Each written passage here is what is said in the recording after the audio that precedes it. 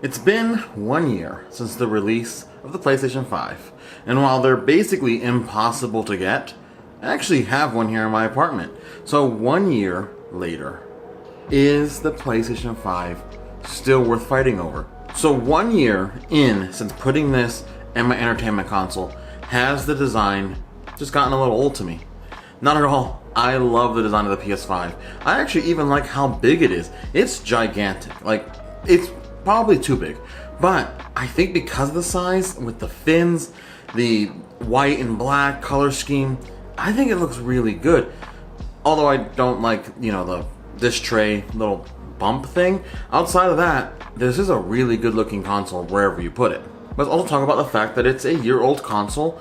Is the speed still standing up to where it was on release day? And yeah, it is actually surprising how fast this generation of consoles is. And the PS5 is crazy fast. And I mean, let's be honest, what's weird is, yes, you can load into games instantly. It zooms around these things without any problem. But you know what impresses me the most is the fact that it can actually move around the menu without the menu lagging. The PS4 and like Xbox One menu screens were so slow, and moving around them took forever that I hated having to just look for updates.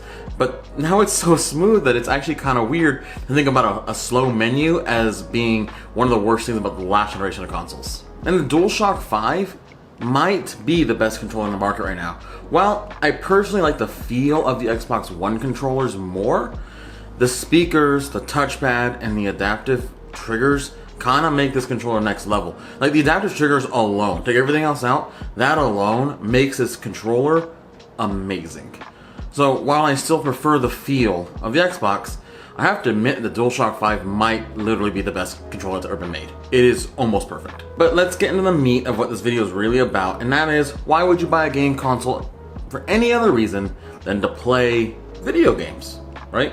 And honestly, with the game selection for the PS5 right now, here is my verdict. 1 year later, is the PS5 worth it? Maybe you need to wait a little bit longer to buy your PlayStation. What I'm gonna do for you right now is I'm gonna read for you the current list of exclusives that are available on the PlayStation 5 right now.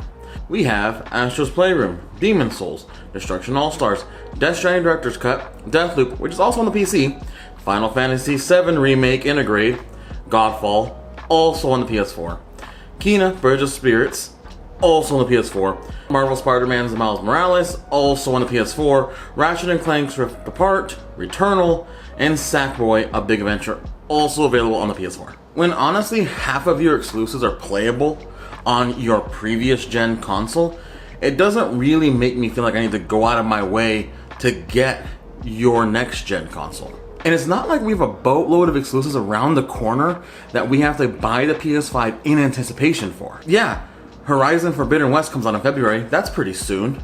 Well, the only other things we have in 2022 is Gran Turismo, Forspoken, and God of War Ragnarok, which who knows when those actually come out in 2022.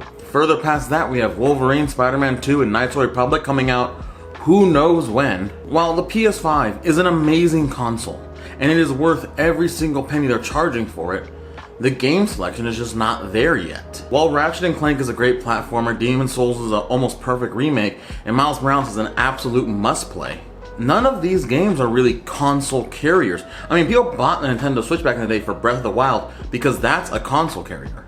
Microsoft has basically had the Xbox survive on the backs of Gears of War and Halo for 20 years, and I don't know, they seem to make it do just fine with basically 2 exclusives. But PlayStation has so many amazing exclusive titles and IPs under their belt that they can pull out that they haven't yet.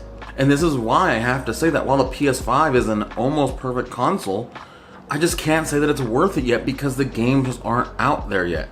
Yeah, of course, if you were to walk into a Best Buy today and for some reason there happened to be one on a shelf and you just absolutely need to have a PS5, yeah, grab it, it's worth the money. But I feel like for most of us, maybe wait till the end of 2022, because at least then you get to play all these other games that I mentioned, on top of the fact that you at least now have Horizon and God of War and like Gran Turismo, and hopefully we'll have more games coming at the beginning of 2023. But these are my thoughts on the PS5. Yeah, I pretty much played most of the games that we've covered in this video, and honestly at this point I just don't really even turn it on because there's not much to look forward to. Most games I end up playing on the PC anyway, so the PS5 is just kind of sitting there waiting for Horizon in February. But again, those are my thoughts. Let me know what you think about the PlayStation 5 and its game library right now.